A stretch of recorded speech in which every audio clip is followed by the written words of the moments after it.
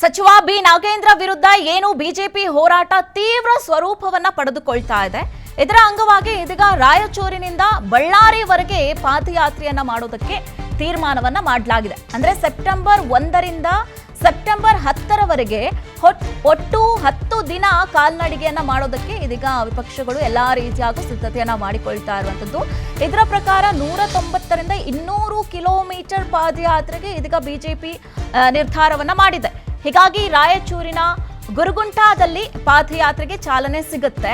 ನಂತರ ಬಳ್ಳಾರಿ ನಗರದಲ್ಲಿ ಈ ಒಂದು ಪಾದಯಾತ್ರೆ ಅಂತ್ಯಗೊಳ್ಳಲಿಕ್ಕಿರುವಂತದ್ದು.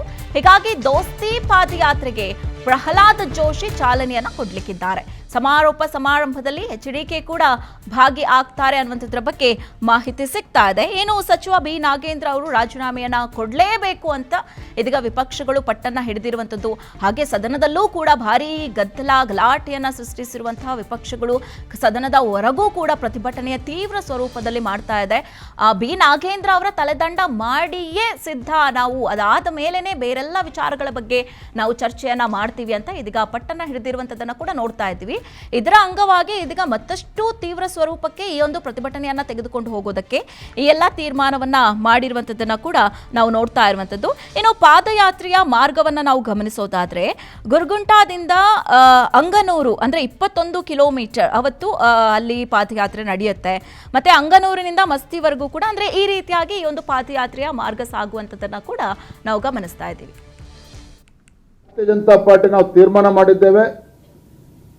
ಈ ನಿಟ್ಟಿನಲ್ಲಿ ಬರದ ವಿಚಾರವನ್ನು ಕೂಡ ಒಳಗೊಂಡಂತೆ ಭಾರತೀಯ ಜನತಾ ಪಾರ್ಟಿ ಸೆಪ್ಟೆಂಬರ್ 1ನೇ ತಾರೀಕಿಂದ 10ನೇ ತಾರೀಕುವರೆಗೂ ಒಂದು ಬೃಹತ್ ಪಾದಯಾತ್ರೆಯನ್ನ ನಾವು ಹಮ್ಮಿಕೊಂಡಿದ್ದೇವೆ. 1ನೇ ತಾರೀಕು ರಾಯಚೂರು ಜಿಲ್ಲೆಯಿಂದ ಪ್ರಾರಂಭ ಆಗ್ತಕ್ಕಂಥ ನಮ್ಮ ಈ ಪಾದಯಾತ್ರೆ ಬಳ್ಳಾರಿನಲ್ಲಿ ಸಮಾರೋಪ ಆಗ್ತದೆ. ಸುಮಾರು 190ರಿಂದ 200 ಕಿಲೋಮೀಟರ್ ಅಷ್ಟು ಪಾದಯಾತ್ರೆ ಇದಾಗ್ತದೆ. ಏನು 1ನೇ ತಾರೀಕು ಉದ್ಘಾಟನೆ ಆಗ್ತದೆ. ಅದಕ್ಕೆ ನಮ್ಮ ಕೇಂದ್ರ ಸಚಿವರಾಗಿರುವಂತಹ ಗೌರವಾನ್ವಿತ ಪ್ರಹ್ಲಾದ್ ಜೋಶಿ ಅವರು ಬರ್ತಾ ಇದ್ದಾರೆ. ಅವರಿಗೆ ಪಾದಯಾತ್ರೆ ಉದ್ಘಾಟನೆಯನ್ನು ಮಾಡ್ತಾ ಇದ್ದಾರೆ.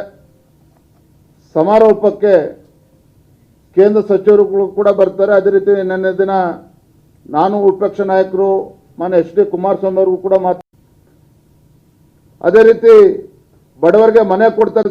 ನಾವು 1ನೇ ತಾರೀಕು